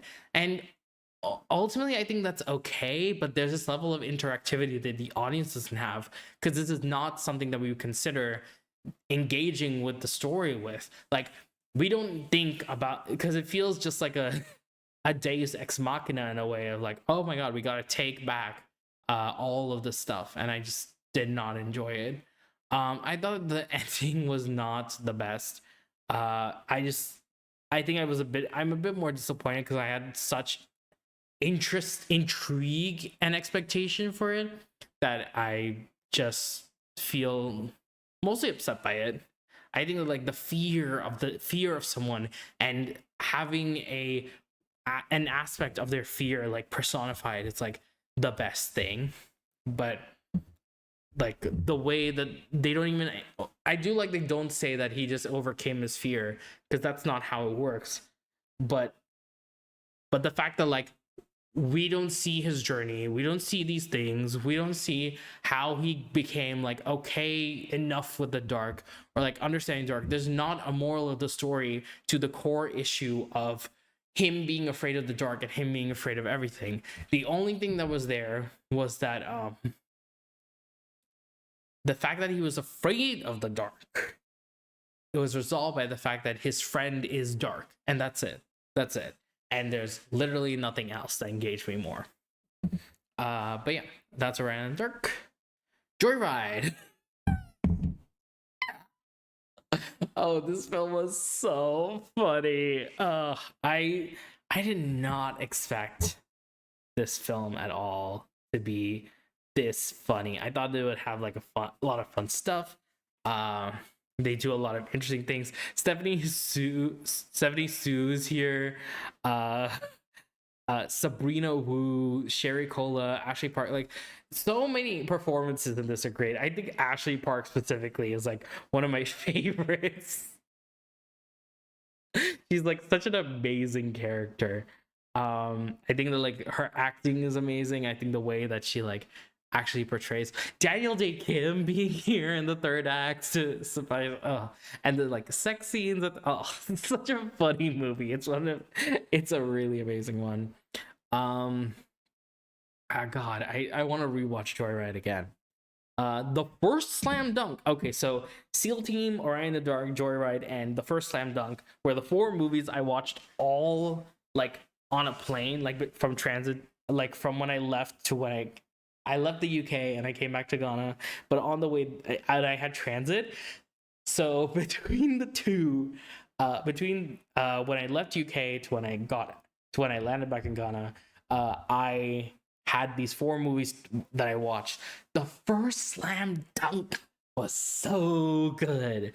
Oh my god, this is the best. I don't even know what to say here. I'm looking at my cupboard trying to process it. I don't like sports, I gotta say this, but the way the narrative weaves together the basketball game, the backstory of all of our characters, the engagement of our opponents, like all of these different things come together in this basketball game that lasts for how long? 125 minutes, a little over 2 hours. God, peak. It's perfection. Like, I don't like sports, but oh my god, this is this is an amazing film. And I think they use mocap in this, or like at least they use like 3D animation a lot for the like basketball, for the like actual basketball action sequences, because it's easier to animate. I think they use mocap on this, which I'm not surprised by at all. But oh, ooh, ooh, it's such a good film. It deserves all the praise that it gets. Predator, Killer of Killers. I had never seen a Predator movie before, and so when I was doing when I was watching Killer of Killers, I had heard that it was like, oh, he's killing the killers, and it's like, oh, okay, so they're gonna die by the end, right? Like that's kind of the whole deal. That like they're going to die. And that was kind of what I anticipated. They're like, okay, these characters are gonna die, that's fine. It's an anthology story, which is based in 3 separate acts. So act 1 is about some Nordic people, I think they're Vikings. Act 2 is Japanese samurai, and act 3 is this Mexican mechanic in the US, I think. The Nordic stuff had a really interesting like one take, like one shot, and that was honestly a really incredible part of it.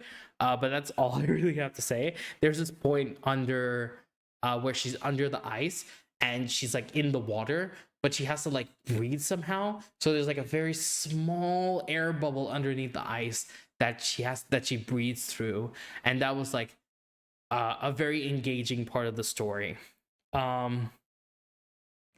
Then the second act was no dialogue at all, and it's a story about 2 brothers, and it worked really well, I gotta say. And one brother like gets kidnapped and things like that. It was a duel, and then the predator comes in. Yeah, no dialogue at all. And the third one, I actually thought the third one was most compelling, because the third one was like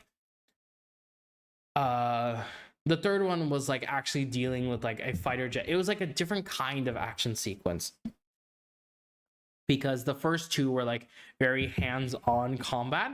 The third one was like, oh, fighter jet and things like that, and it's not necessarily part of the war itself. But yeah, it was pretty good. There's a lot of gore in it. I did not expect all 3 parts of the anthology to come at the end where they're all fighting each other, so that was pretty cool. But I don't really have much to say about it besides that. I think it was just like really good vignettes in the story, and the fact that this was done by the Third Floor, who like mainly only do previs, and this was their first foray into like an actually fully animated film, was wild. I think the art style is really good. I think that the textures are amazing. I do love the designs of the predators. They are very good. Craig Before the Creek. So I finished season 4, then I watched the movie. I thought this was a really fun movie. So a couple of good songs in here. But the fact that this is supposed to be like a prequel film to the events of Craig of the Creek, I found really engaging.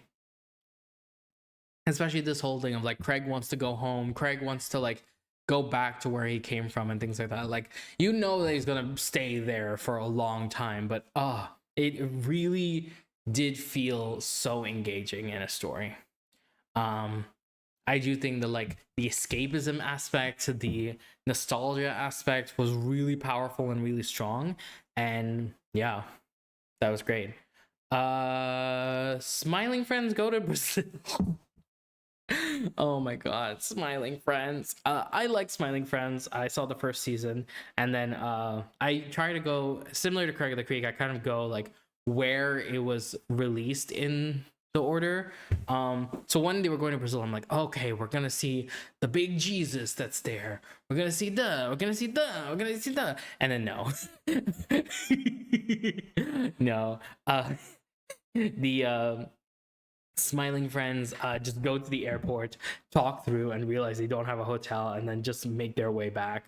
It's such a, they go to Brazil, that is true, but they do not stay in Brazil and they don't experience Brazil, and that's very funny. And it's honestly like such a fun thing because it's like a one take where like we're just following one take of them just like experiencing the Brazil airport. Oh, so funny. So funny.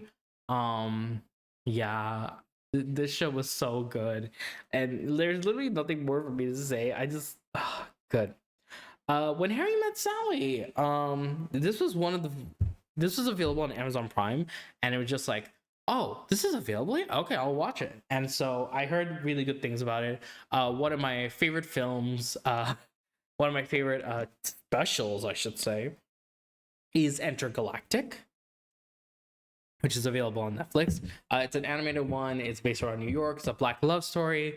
There's a couple of things in there that I did not like why are you smoking weed while brushing your teeth? That's gross. But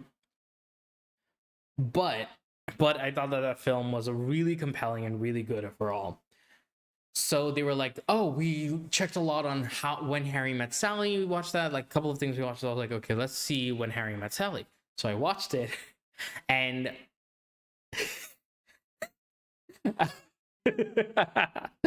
so so when Harry Met Sally, I saw like a couple there were a couple of times where like in between the time jumps and the time skips, there were a few couples who were giving like their confessionals about how they talked to each other, not to each other. Um but there were a couple of people, there were a couple of characters who were like talking about how they met each other and just kind of like gives the feeling of like, oh, these two are doomed to fall in love. Not doomed necessarily, but like kind of like doomed heroes where it's like they have to move into a place where they fit. um so when Harry Met Sally happened, I saw it and I was like, oh wait, this is the same thing they did for the Harley Quinn Valentine's Day special. They had different DC heroes and different and their spouses like talking into the camera. So like Superman goes like Superman's talking about how he met Lois and all the, oh, it's so good. So good. Uh but yeah, I do really like how romantic it was. It was really sweet. The one thing that I was like absolutely baffled about was the fact that Harry Burns, uh, who is played by Billy Crystal, is the voice. I mean, Billy Crystal, who plays Harry Burns, the main character, is the voice of Mike Wazowski, like from Monsters Inc. What? Why? Why? Why? And I just could not stop hearing Mike Wazowski. I'm like, oh my god, I can hear his voice. It's not obvious at first, but when I googled him, like, who is this voice actor? I was like, oh my god, it's Mike Wazowski. I just could not stop laughing. Okay, we have a few peaks here. Robot Dreams. I really liked Robot Dreams. Silent film, no dialogue. Have to wait a year. Robot, like friendship. Reminds me a lot of Amphibia, honestly. I did not understand why it was Robot Dreams until they kept like faking us out with the dreams of the robot. So that was engaging. A lot of really good stuff in this film. And I see why it was nominated for an Oscar. I do feel bad that this film, I do feel really bad that like this film lost, but honestly, it was like here's the thing. I would take Nimona over and then Robot Dreams and then Boy and the Heron, but I this makes me so upset about Nimona sub. You know what? I'm just let it go. It was good. It was good. Sayara, a Bollywood movie. This was the second movie about disability that I've seen this year. If I had a nickel for every Bollywood movie about disability I've seen this year in 2025, I would have two nickels, which isn't a lot, but it's weird that it happened twice. So Sayara, um, uh, it was a romance story. A lot of people in my hometown were talking about it, and they were like, "Oh my god, it's so good! It's so good!" And I understand why, because it deals with Alzheimer's. It deals with a romance of a bad boy and a good girl, and like she's traumatized, things like that. And they do a lot of really interesting stuff with disability. I think that the first half wasn't interesting, but the second half was where things got so much more engaging, because that's when the reveal happens of the Alzheimer's. That's where they're kind of navigating how to kind of exist with that. I think that the ending is good. I just don't think that it is like conclusive. I think that the ending of Sayara does not allow for like a fully wrapped up ending. I think that like the film could be a lot better um in terms of that specific aspect, and that's pretty much it. Like if you just conclude the ending to the story, that's it. It doesn't feel like there's a conclusion. It just feels like, oh, another event happened, and it doesn't it that's not the end. Um and honestly, like this is one of the Bollywood movies that I've seen that is a romance that doesn't have this sort of like stalkerish plotline. And I gotta say this in advance, I am Indian, so I know what I'm talking about. And also because like a lot of times in Bollywood movies, stalking is considered to be romantic. It's like one of those old things that like is kind of phasing out now. But it's like, oh, be with him, da da da da. He's like going after you, he's chasing the girl. It's like, no, like respect her boundaries, dude. And it is kind of hard to say like what's the difference between respecting a boundary and like playing hard to get and like the very consent part. But I was always like, I'd rather make a woman too comfortable. It's always like rather make a woman too comfortable than not comfortable at all, you know. And then you can deal with any sort of thing that happens after that. uh and also at the same time, he's a young guy. There's a lot of Bollywood actors that are just very old but are very well known, like Salman Khan, Shah Rukh Khan, Amir Khan. Like all of these men are like very engaging. Like they are, but they are old. They don't look young. I'm not saying this as a diss. I'm saying this to like they don't look young. So when they're placed with a young new actress, it feels weird. So they need to not have romance. They need to not be in romance stories that are for young with young people, like they're in their like 60s or something. It's fine, it's fine. They just need to chill, you know. um so I did like that he was also he was also a young actor. He doesn't need to be like the youngest actor to ever live, but like he can be young, and that's fine. um and the romance was actually believable. The commentary on the exploitation in the music industry in the first half was really good. And oh god, just the backstory and engagement, oh, so fun. Superman 2025, woo. Honestly, I'm running out of steam. uh Honestly, the film for the film, I don't have much to say about it, because all of my thoughts are just on like the overly sarcastic productions, like uh Superman's Perfect Nemesis, and that was pretty fun.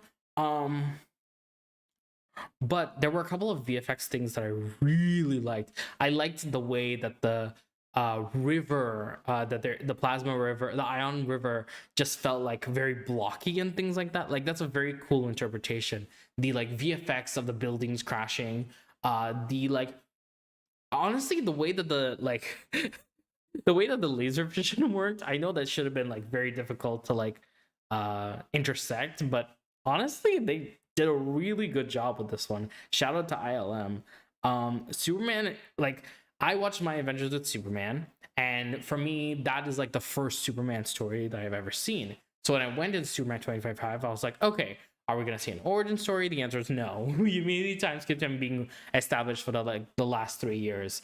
I did enjoy that they made like a commentary, reverse commentary on Invincible, which is like a cycle throughout the like Invincible is a story based around Superman, which is then based around Invincible is a story based around Superman, and now Superman is making a commentary on the story of Invincible. And it is a very good, compelling Superman story. I think the like I think that like Lois knows. It's interesting that Lois knows that Jimmy is like. It's interesting that Lois knows that Clark is Superman. I do like that. I do, the monkeys and the trolls. The troll comments was so funny. That's great. I liked Luther. I liked Supergirl. She was fun.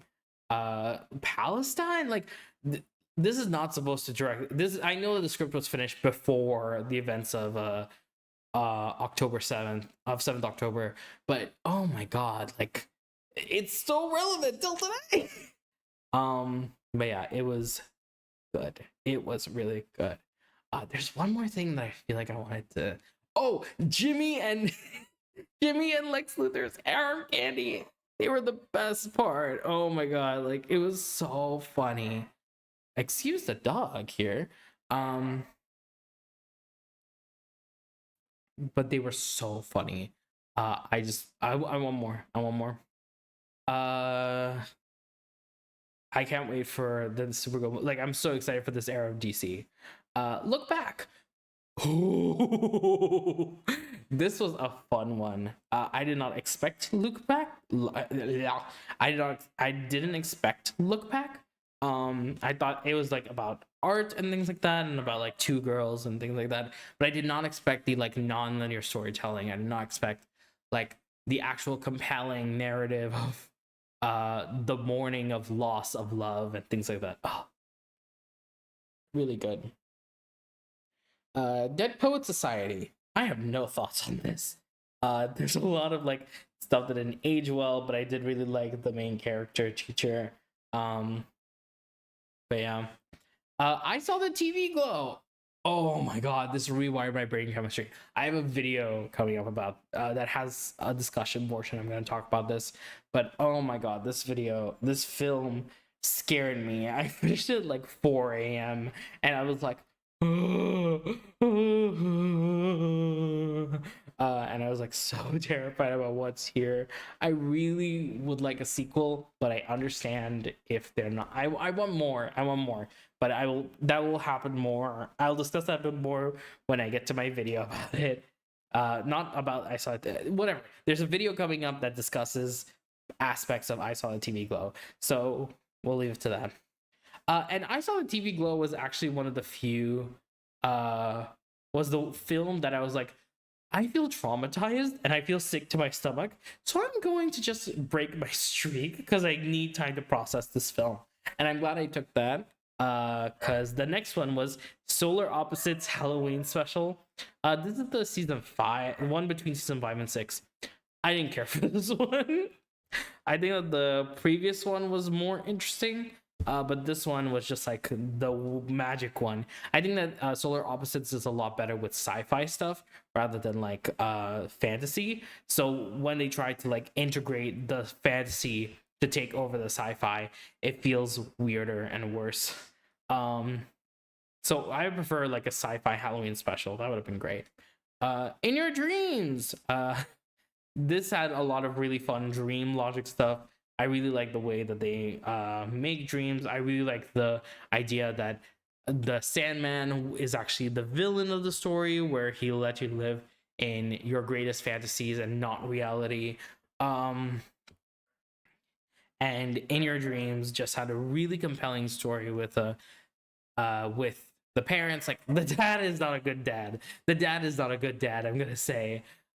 Even though he is like, I do think that he's like very compelling as like a character that's like that like has its own dreams, but at the end of the day, like you can't put your kids on the line, dude. And divorce is not the option for your nostalgia. I understand that's something personal to you and that's a personal issue, which makes you a good character. I just I did enjoy the relationship between the younger brother and the older sister. I related to that a lot as the younger brother, or as the younger sibling. Um, else? What else? Not much. I just really like the dream stuff mostly. Nightmara was really good because it's like nightmares are meant to brace you for, meant to help you encounter fears so that you tread caution in your real life, and that was a really compelling sort of thing to like humanizing nightmares. The Twits, e this was fine. It feels like a Roald Dahl film. I don't have much to say about it. This was along with the Wolf King, this was the last thing that Jellyfish Pictures really put out before they closed down, and that makes me really sad. I really wish that Jellyfish would like continue on, but I guess if they shut down, there's reasons why they shut down. I don't really have much to say about this. I did think that like the moral of the story of like you can't be like them, you can't be mean, you have to be like genuinely pure of heart was really good. And yeah, it just felt like I don't think it was, I don't say high bar, I don't say low bar because it wasn't. It just felt a lot like here's a political commentary, here's things. It's meant to make this the most easily digestible format, which I think that there's like a lot of value to that. But yeah, that's kind of it. Miraculous World Tokyo. I thought this was the action. This was good. The 2D animation was fine. There's a couple of things with the English stuff that's weird, but overall, it's just fun. I don't think that anyone's gonna really pay attention to this one aside from like on this feed, but whatever. Wake Up Dead Man. Yes, this was good. This was good. It's like haunting of the narrative. It's like I initially was not engaged with this because it was like about religion and a church. Like this isn't Conclave. This isn't like, oh, we're like struggling for power. This is like, oh, the system is set. And I did love, there's this video by Sarah Zed of like the downfall of Replica, which was like an AI chatbot. The thing about Replica and Wake Up Dead Man that I found so interesting was the self-selection for lonely, vulnerable, angry people, and how they are taken advantage of by certain systems and people around them. So anyone who stays behind in the church when Judd was talking, no, not Judd. What's his name?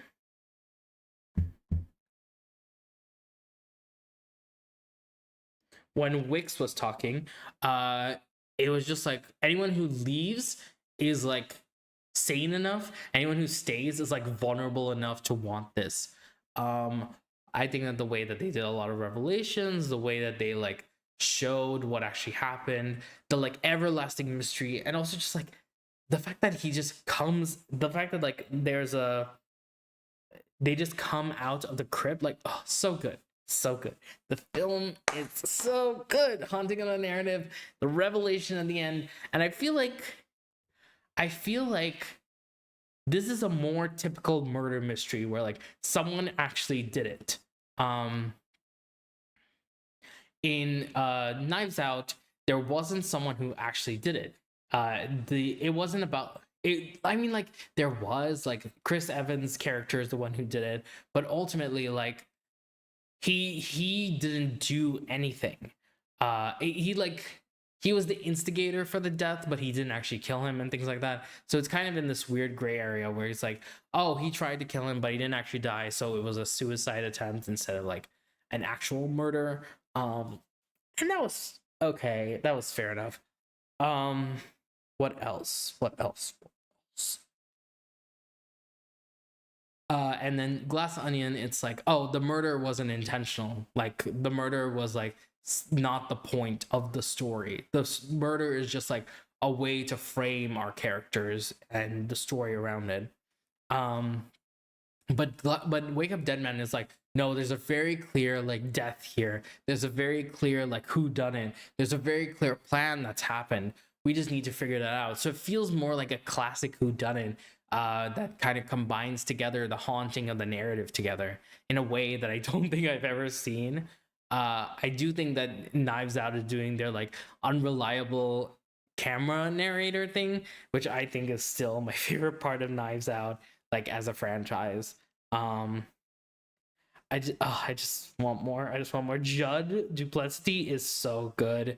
Marta Josh O'Connor and Glenn Close were like the best parts of that movie. Jeremy Renner, Kerry Washington. Oh my god, Kerry motherfucking Washington. She is so good in this film. These characters are incredible. Kaylee Penny was actually really amazing as a character. I am like I'm like blown away by all of these characters. Josh Brolin as Jefferson Wicks like absolutely blew me away. I'm like, oh, so good, so good. But Kerry Washington, Josh O'Connor, and Glenn Close, oh, they were the best. Okay, the elephant and behind the elephant. So I'm gonna kind of put these together because like it's the elephant. The first, so this is another sort of anthology sort of thing where like the story of the elephant was that each act was by different animators and different artists doing different things, and they had to start the act by a character coming to life and end the act with our character dying, and whatever happened, like it just kept happening.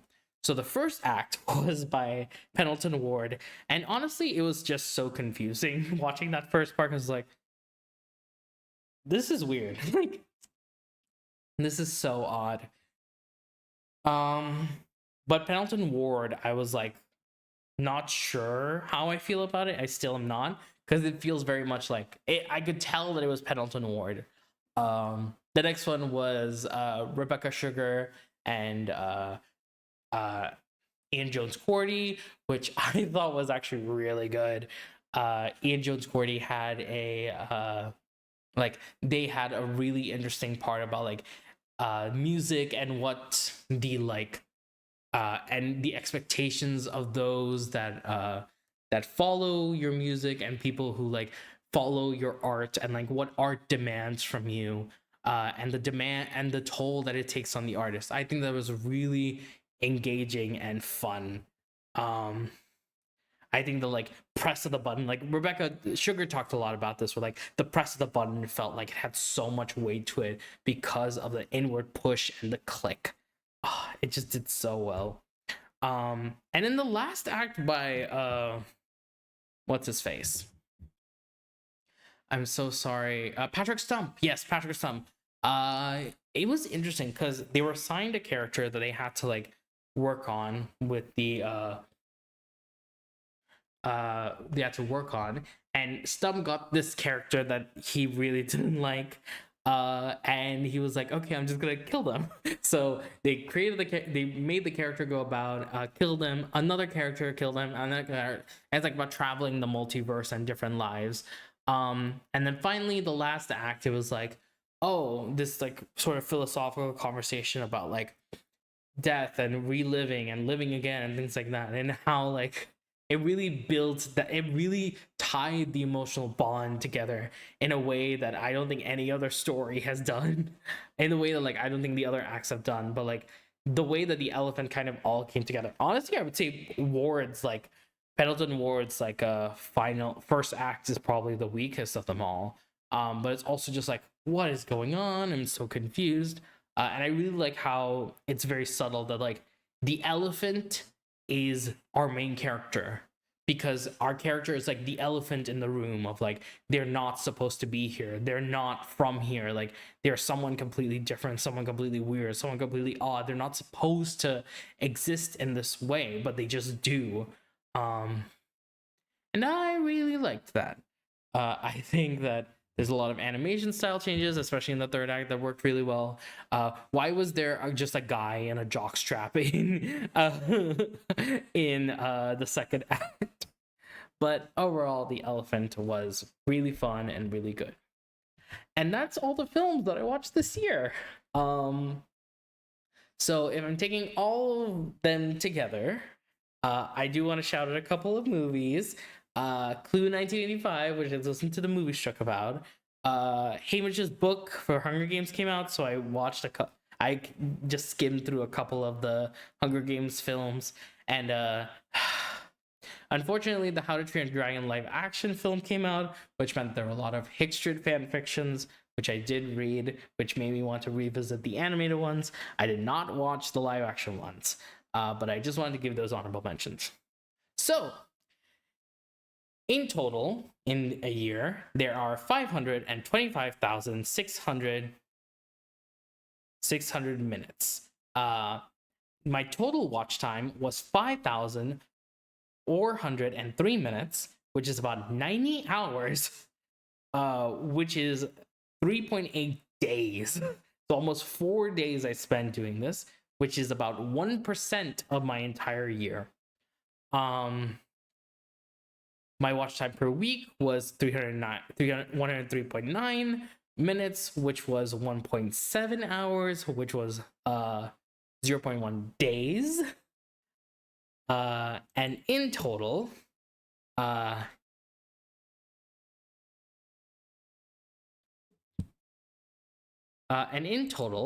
have spent 5.7% of my year consuming media.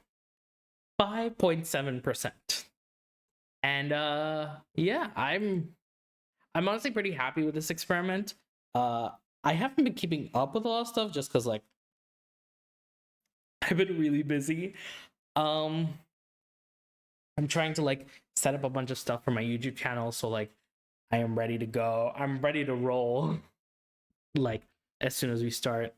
But I'm excited for what 2026 has, and I hope that you're excited too. And that kind of wraps up this stream. Next week, I'm still figuring some stuff out, so potentially I will be playing Tales of the Kanzaru Zao. I just need to make sure my Switch is working. Otherwise, if you turn up next week and I'm not playing Tales of the Kanzaru Zao, I will be playing something else. So we'll figure that out. But yeah, I've been thinking about this so long for all year to just start streaming like this TV's movies watch thing that I'm like, wow, like I'm actually done with them, and now I can go back to my stupid nonsense with playing games. I'm really excited. I'm really excited for what 2026 has, and we're so close. We're so close. But yeah, I hope to see you guys next time. See ya.